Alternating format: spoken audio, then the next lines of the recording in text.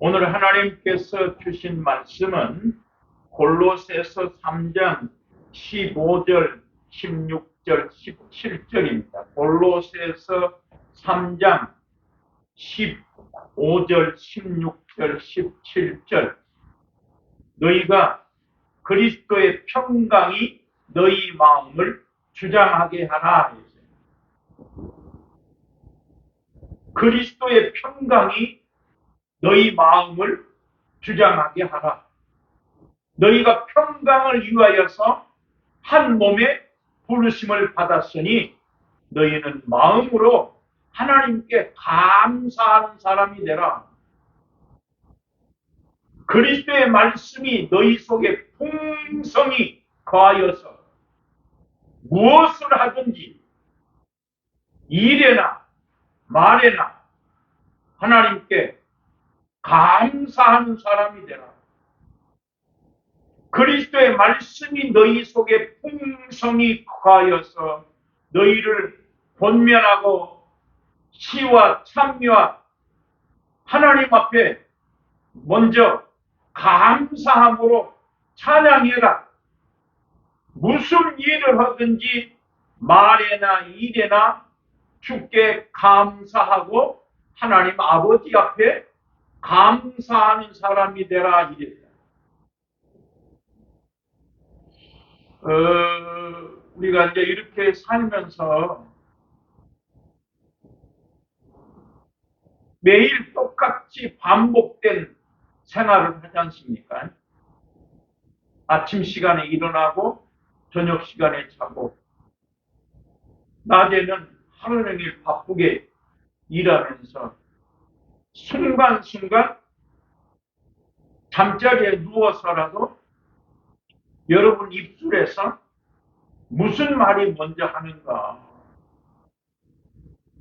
어쨌든 우리는 여기까지 있으면서 감사치 않을 수가 없다.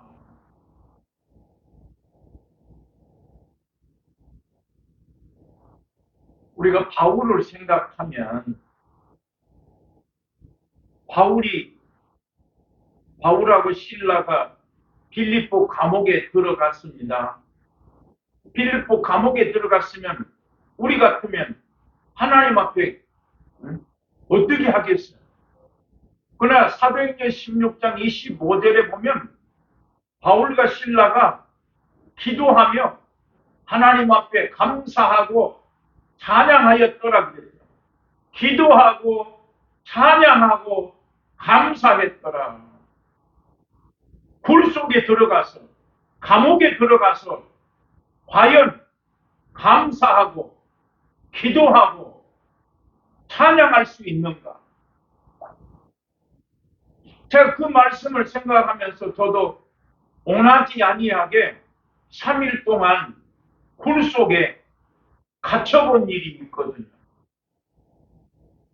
근데 그때 내가 만약에 하나님을 몰랐다면 사람 깜깜한 굴 속에 갇혀 있는데 내가 만약에 하나님을 몰랐다면 어떻게 하겠어요? 다행히 하나님을 알았기 때문에 하나님 기도할 수밖에 없죠.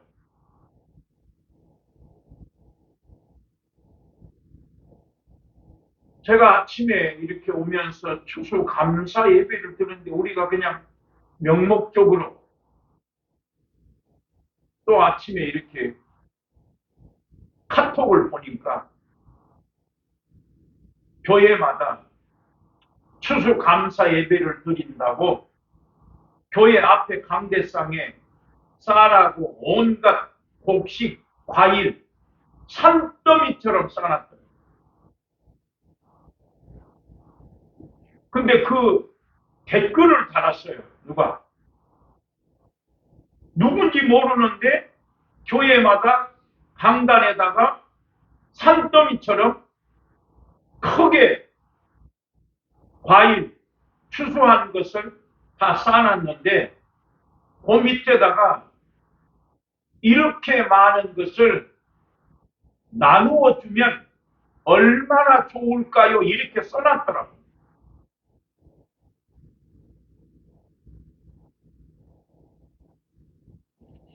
우리가 그냥 나 하나 감사하고 한 해 동안 무탈하고 여기까지 왔다 그게 아니에요.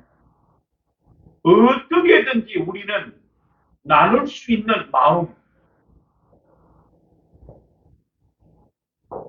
어느 분이 설교를 하는데 심령이 가난한 사람은 복이 있나니 천국이 저희 것이며, 그 말씀을 듣는 순간에 진짜 성경에서 말하는 심령이 가난한 사람은 천국이 저희 것이다 했는데, 여러분 이 말씀을 들으면서 심령이 가난한 사람은 어떤 사람이 심령이 가난한 사람일까? 성경에 답이 없어요. 아무리 성경 66권을 찾아도 심령이 가난한 사람은 이런 사람이 심령이 가난한 사람이다 이렇게 써놓질 않았어요.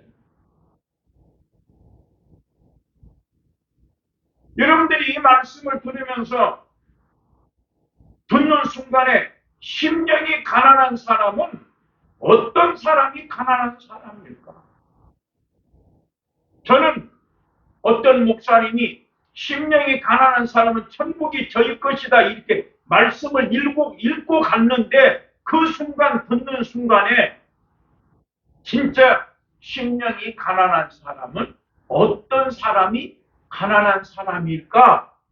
그 순간에 내 마음속에, 자기 마음속에 돈이 많든지 적든지 간에 주고 싶은 마음, 나누어 주고 싶은 마음이 많은 사람, 내 것을 챙기고 나만 챙기는 것이 아니라 쉽게 표현하면 욕심 없는 사람이 심령이 가난한 사람이구나.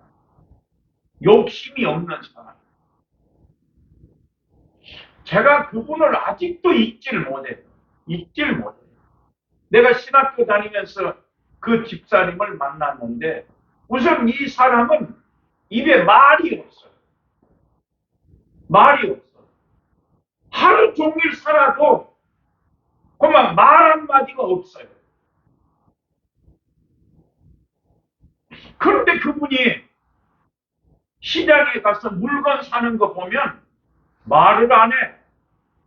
얼마예요? 그냥 수없이 그분을 따라다니면서 뒤를 봤는데, 비싼 물건을 사든지 시장 가서 콩나물을 사든지 얼마요? 얼마라 하면 두 마리 필요 없어요. 그냥. 그때 내가 이 사람 진짜 욕심 없는 사람이구나.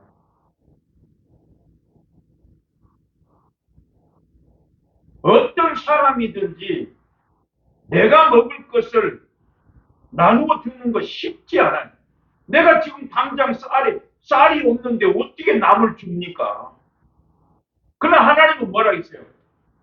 가부에 200돈, 헌금함에 가부에 200돈을 넣는 사람이 제일 헌금을 많이 한 사람이다.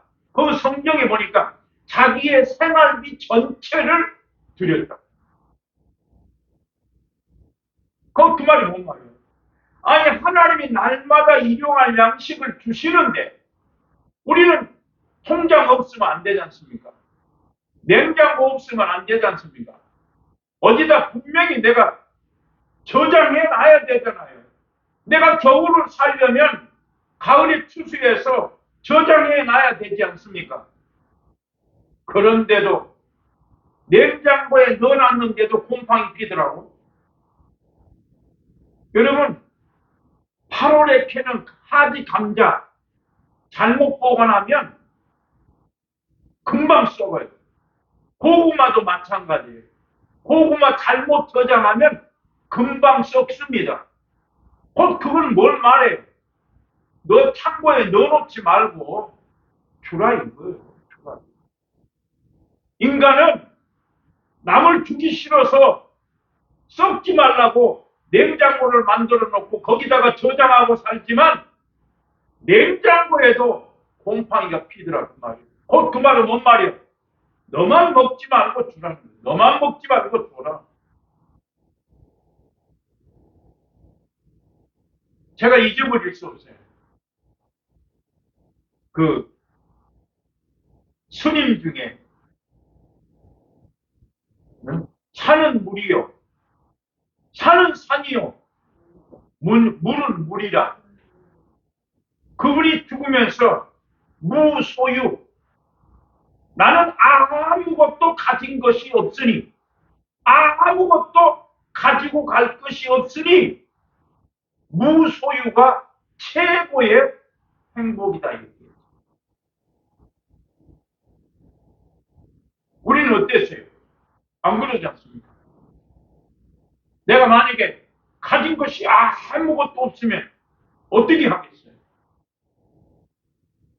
심령이 가난한 사람은 복이 있나니 천국이 적으시오. 그런데 누구를 들 수 있어요? 삭개오. 삭개오가 예수를 만나기 위해서 성경에 분명히 그렇게 해놨어요.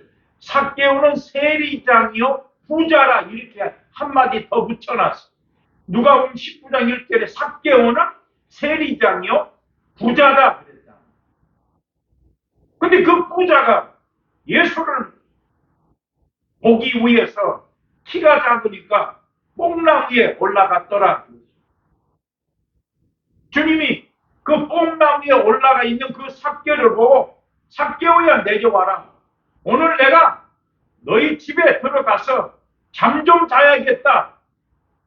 그 말 끝에 삭개오가 어떻게 주여 내 소유를 팔아서 거기 성경 그 절반 내 소유 중에 절반을 팔아서 가난한 사람들에게 나누어 주고 내가 혹시 남에게 토색하거나 빼앗은 것이 있으면 내가 4배나 갚겠습니다 했습니다. 주님은 아무 말 안 했어요. 내려와라. 오늘 내가 너희 집에 좀 들어가겠다. 그렇게 말했는데 삭개오는 내가 절반을 팔아서 가난한 사람을 주겠습니다. 토색한 것이 있으면 4배로 갚아주겠습니다. 그랬더니 주님이 뭐라고 말씀했어요? 네가 아브라함의 자손이다. 너는 천국이 너희 것이요. 신명이 가난한 사람은 천국이 저희 것이요.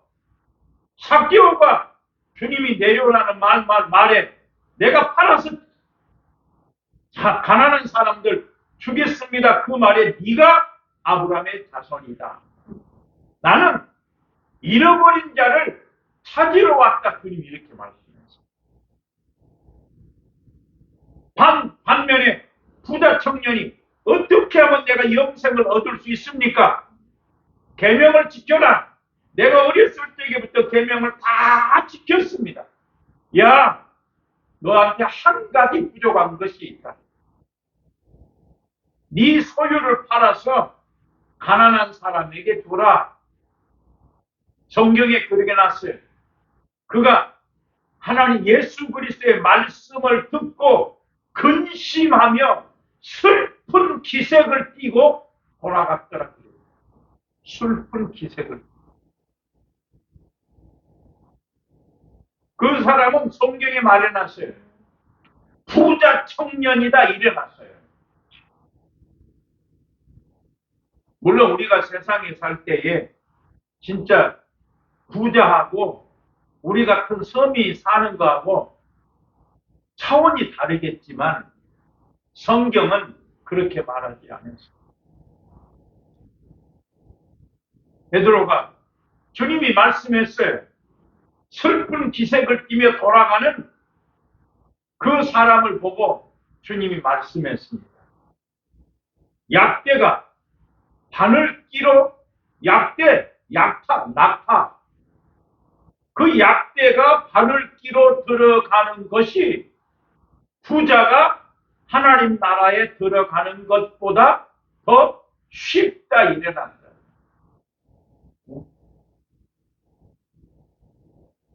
천국은 침노하는 것이다. 천국은 침노하는 것이다. 뭘로 천국을 어떻게 침노합니까? 네가 천국을 뺏을 수 있다는 거예요. 네가 천국을 들어갈 수 있다는 거예요. 어떻게 천국을 침노합니까? 삭개오는 내 소유를 팔아서 가난한 사람에게 나누어 주겠습니다. 그랬더니 네가 천국을 침노하는 사람이구나. 응? 네가 아브라함의 자손이다. 나는 너 같은 사람을 찾으러 왔다 이랬다. 부자가 하나님 나라에 들어가기 어렵다는 그 말에 베드로가 놀랬어요. 아, 그러면 누가 구원 얻을 수 있습니까? 그때 주님이 사람은 할 수 없으되 하나님은 할 수 있느니라. 베드로가 모든 것을 버리고 주를 쫓아 싸우니 우리에게는 뭘 주시겠습니까? 네가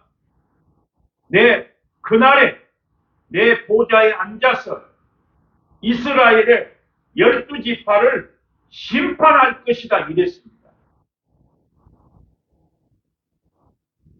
심령이 가난한 사람. 그 말을 생각하면서 우리 조상들, 우리 대한민국의 선조들이 참 어떻게 그렇게 알았을까? 콩 한 조각이라도 우리 속담 콩 한 조각이라도 나눠 먹는다. 성경에는 주는 사람이 복이 있다. 주라 그리하면 후이되어 눌러서 흔들어 넘치도록 너에게 안겨주리라 했다. 저 요즘에 뭐라 할까? 남이 볼 때는 다른 사람들이 볼 때는 작은 교회 개척교회 목사처럼 보이지만 난 요즘 그렇게 살지 않아요. 내 환경, 내 사정을 보면 나는 도저히 할 수 없는 것을 하나님 주시는 거예요. 나는 이거 간증할 거예요. 나중에. 내가 이제 교통사고가 나가지고 내가 얼마나 차를 아낍니까? 그 우리 아들 놈이 나보고 아빠는 차를 더 많이 사랑해. 우상숭배야. 그러더라고요. 야 이놈아, 우상숭배는 그에게 절을 하거나 섬김의 대상이 됐을 때 신이라고 말하는 거다. 내가 차 앞에 절을 했냐, 내가 차를 섬기냐 이놈아, 똑바로 알아라 했다. 내가 저 차를 지금 샀는데 맨 처음에 사고가 톨게이트, 그 톨게이트 나가는데 톨게이트, 작은 톨게이트이기 때문에 하이패스하고 돈 받는 거하고 같이 하고 있어요. 그러니까 나는 하이패스 차지만 앞에 차가 현금 차니까 안 가고 있으니까 나도 통과를 못하고 딱 멈췄는데 뒤에서 내 차를 받았어요. 얼마나 깜짝 놀랐는지 모릅니다. 근데 뒤에 사람이 받은 건 왜 받았어요? 생각 없이 밟고 있던 브레이크를 놔버리니까 앞차를 받을 수밖에 없는 거예요. 그때 내가 왜 하나님이 이렇게 하실까? 이번에도 나는 어떻게든지 차를 운전하든지 간에 서두르지 않고 항상 평안한 마음이면 절대 사고 나지 않는다 이렇게 생각하고 있는데 아침에 9시에 나가는데 1차선, 2차선, 3차선 나는 3차선에서 가고 있고 1차선, 2차선, 3차선으로 사람이 갑자기 튀어나온 횡단보도도 아닌데 1차선, 2차선을 건너가지고 3차선으로 사람이 튀어나오는 거예요. 그러니까 내가 급브레이크를 밟았으니까 당연히 뒷차는 내 차를 들어받을 수밖에 없죠. 이야, 내 차는 약간 페인트가 뒷차의 넘버가 이렇게 조금 닫아가지고 페인트만 1cm 정도 페인트만 묻었더라고요. 근데 공간이 한 10cm 정도 공간이 떠 있어요. 그걸 내가 내려가. 너무 충격이 크니까 내가 내려가지고 기차 운전수한테 당신 뒤로 빠꾸했냐? 빠꾸 안 했다 하더라고요. 근데 제 차는 ABS 오토 브레이크이기 때문에 브레이크를 밟고 자동으로 발을 띄게 돼 있어요. 내 발을 띈단 말이에요. 그러면 오토기 때문에 뒤에서 차가 받으면 내 차는 그냥 앞으로 밀려가는 거예요. 이게 오토예요. 그러니까 충격이 큰데도 내 차하고 그 뒷차 간격이 한 이렇게 이만큼. 근데 내 차에 페인트만 1cm 정도 페인트만 묻었어요. 나 지금 바쁘니까 나는 갈 테니까 이 보험회사 어떻게 하겠냐? 보험회사 연락하겠다. 나는 이 겉으로 볼 때는 차가 괜찮지만 안에 속으로 밀려 들어가는 것이 있을 것이다. 이렇게 생각하고 어떻게 하겠냐? 보험회사 연락하겠다. 보험 처리하겠다 해서 내가 볼일 보고 공장으로 갔어요. 자동차 공장에 가서 아침에 사고 차인데 보시고 그랬더니 뭔 이런 차가 있느냐. 왜 이렇게 사고 난 차가 깨끗하냐 이거예요. 전혀 문제없다. 이미 상대방은 보험 처리를 해놨기 때문에 내가 장로님한테 전화, 장로님 나 아침에 사고 났는데 어떻게 합니까? 무조건 목사님 병원에 가야 됩니다. 내가 병원에 있으면서 가만히 왜 하나님께서 이렇게 하실까? 작은 일이라도 우연한 것이 절대 없습니다. 하나님이 철저하게 간섭하고 하나님이 역사하십니다. 오늘 우리는 심령이 강한 사람은 천국이 저희 것이다 했는데 그 말씀을 여러분들이 깊이 묵상하면서 우리 다음에 또 성탄절 예배 또 내년 추수감사 예배에도 심령이 가난한 사람은 복이 있다 이 말씀을 천국이 저희 것이다 이 말씀을 기억하며 하시기 바랍니다. 기도합니다. 하나님 아버지 영광을 받으시옵소서. 우리 심령이 가난한 사람은 천국이 저희 것이라 말씀하신 주님 그 말씀을 묵상하며 그 말씀대로 사는 우리들이 되게 하여 주시옵소서. 예수님 이름으로 기도합니다. 아멘. 300